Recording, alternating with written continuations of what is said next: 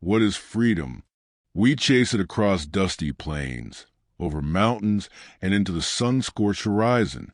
For some, it's the roar of the crowd in the saloon, the feel of a pistol in your hand, or the wind whipping against your face as you ride alone. But what happens when that dream of absolute freedom becomes a nightmare? What happens when you realize the very thing you sought to find is the one thing that will destroy you? In the late 1800s, the American West was dying. The vast, lawless frontier was shrinking, and civilization was closing in. It was a time of last chances, a last stand for men who refused to be tamed. And in a remote, forgotten corner of this world, a ghost town called Blackwood Creek was about to become the battleground for two opposing ideals. Our story begins with Caleb the drifter Thorne. He was the very embodiment of the wild spirit, a man with a past he didn't talk about and a future he didn't care for. He was a master of the open road, a man who saw civilization as a cage. For Caleb, freedom wasn't a right. It was a state of being, a life lived without rules, without borders. He believed in one law, his own, and in Blackwood Creek, he found his paradise, a town of outlaws and loners, where a man could live and die on his own terms. But the West was changing, and with that change came Sheriff Jesse Vance. Vance wasn't a hot-headed young gunslinger. He was a man forged by the harsh reality of a world in chaos. He was tired of seeing good men die for a bad ideal. Vance believed that true freedom could only exist with order, with laws that protected the weak from the strong. His mission was to bring the law to Blackwood Creek, to tame the last wild frontier. And so, the two ideals collided. Vance arrived, a solitary figure with a star on his chest, a symbol of the future he wanted to build. Caleb, standing in the heart of the town, was the last holdout of a world that refused to change. Their first meeting wasn't with guns drawn, but with a silent, tense stare across a dusty street. A standoff between a man who lived by his own rules and a man who believed in a greater good. The stage was set. Caleb, the last free man in a dying world, was about to face the ultimate test. Could his absolute freedom survive the arrival of the law? Or would he have to confront the uncomfortable truth that his dream was the very thing that was destroying the West, one soul at a time? The tension in Blackwood Creek was a palpable thing, thick as the dust that coated every street. Sheriff Jesse Vance had arrived, and with him, the first tentative whispers of order. But where there is order, there is always resistance. And in this town, that resistance had a name: Caleb Thorne. Caleb didn't seek out trouble, but he lived a life that was troubled by its very nature. The rules Vance was laying down: no guns in the saloon, no fighting, respect for private property, were to him not laws but insults. They were the chains of a world he'd spent his life running from. He saw Vance as an interloper, a man trying to put a fence around the wind itself. In the town's dusty saloon, he became a symbol, a lightning rod for every man who resented the encroaching light of civilization. He'd sit at the bar, his pistol still holstered, a silent defiance that spoke louder than any shout. Vance, in turn, tried to reason. He approached Caleb with a calm that bordered on unnerving. You're a man who knows this land, Thorne. A man who values his freedom. I respect that. But your freedom ends where another man's begins. And in this town, we're trying to make sure everyone has a little bit of both. The only freedom that matters is the one you can hold in your hand, Sheriff. The one that's got 6 bullets in it. You put up fences, and all you'll catch are the weak ones. The real predators, they just go around them. Caleb's words hung in the air, a prophecy he believed with every fiber of his being. But a man's beliefs are often tested not by debate, but by the cold, hard face of reality. That reality came screaming into Blackwood Creek 2 days later, not with a lawman's badge, but with the ruthless violence of a man who saw no difference between freedom and cruelty. The stagecoach from Redemption Pass was hit 10 miles outside of town. It wasn't a robbery, it was a slaughter. Grizzly Hayes and his gang of cutthroats didn't just take the gold. They took lives without a second thought. They were the embodiment of Caleb's own creed, but stripped of all romance and honor. They were the predators he spoke of, and their lawlessness was a disease. Caleb watched from a distance as Vance and a few townspeople rode out to the scene. He saw the grief and the shock on their faces. For a moment, he felt a flicker of something, a nagging voice telling him this was a consequence of the very world he championed. But it wasn't until a young girl, no older than 10, came running into town, clutching a battered doll, that the voice became a roar. Caleb had given her a jerky a few days prior. He remembered her bright eyes, her small, hopeful smile. Now, her eyes were wide with terror, a terror born from the freedom he so admired. He didn't need to be asked. He found Vance at the edge of town, studying the dusty tracks left by the gang's horses. They're heading north, through the canyons. I was just about to ride out.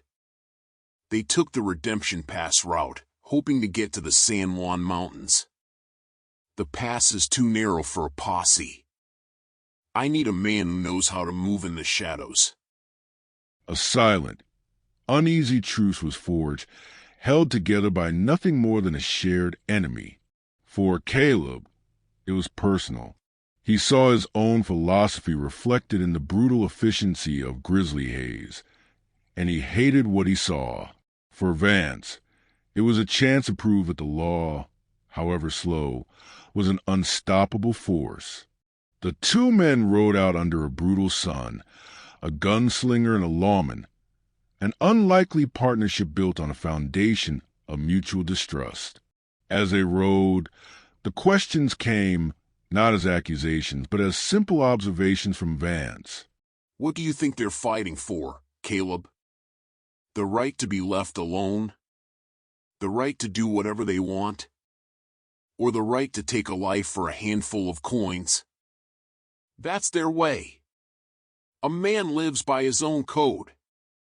Their code killed a family, Caleb. Their code took that little girl's parents. Where's her freedom in that? Is freedom only for the man with the fastest gun and the coldest heart? The words landed like stones in a still lake, sending ripples of doubt through Caleb's unwavering belief system. He had always seen himself as an honorable rogue, a man who lived outside the law, but didn't prey on the innocent. But Grizzly Hayes, he was a mirror, a dark and twisted reflection of what Caleb could become. A man with no rules, no conscience, no dream left to kill. They rode for 2 days, a quiet dance of respect and tension. Caleb's instincts, honed by years on the trail, led them through winding trails and hidden arroyos.